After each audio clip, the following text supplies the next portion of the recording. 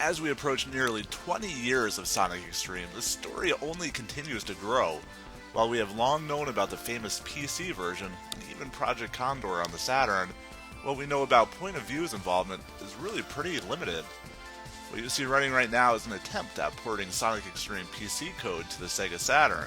If you want to go check this build out, it's already uploaded online. On this very exciting second Sonic X-treme episode of ProtoMedia, we take a look at the missing link of Sonic X-treme, which has never been seen before. In fact, it may not have even been seen by STI or Sega executives, so to say this is special is a bit of an understatement. Let's take a step back for 1 second. On the topic of POV's involvement, Christian Sen had this to say. Somewhere between 6 and 8 months prior to the project's cancellation, management had investigated outside options to help ensure completion of the game and chose a company called POV. Management presented POV's early efforts on screen, which included primitive graphic displays, but did not include gameplay. In stark contrast was Ophir's editor, an engine with real-time world construction, moving sprites, Sonic, rings, enemies, with behavior triggers and physics, with direct playability from the player.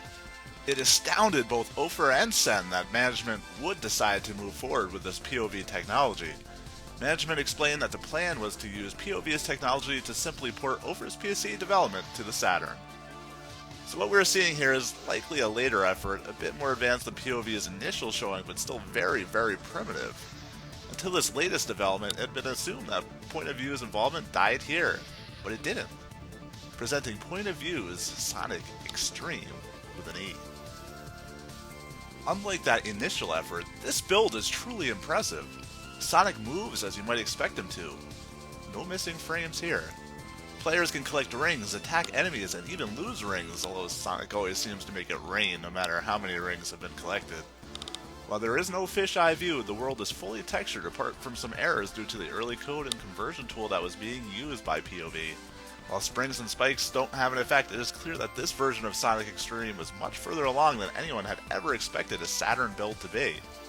Did I mention that this video is running on a real Sega Saturn, and even the frame rate is quite good?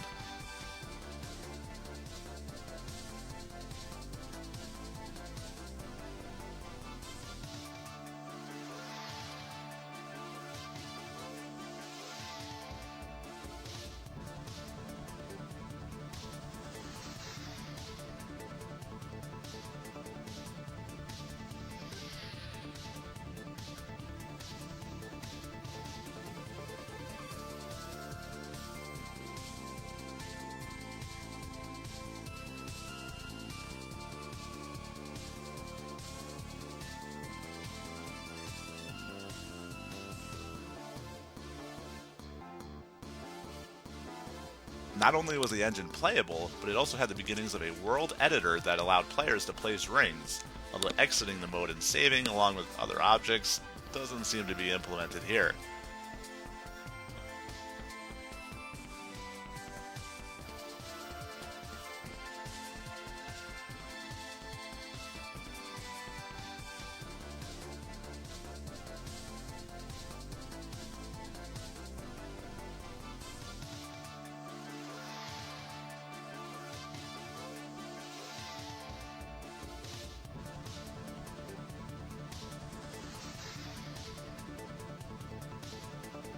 As always, don't fret if you want to check out this build for yourself. Seeing is one thing, but playing is truly believing.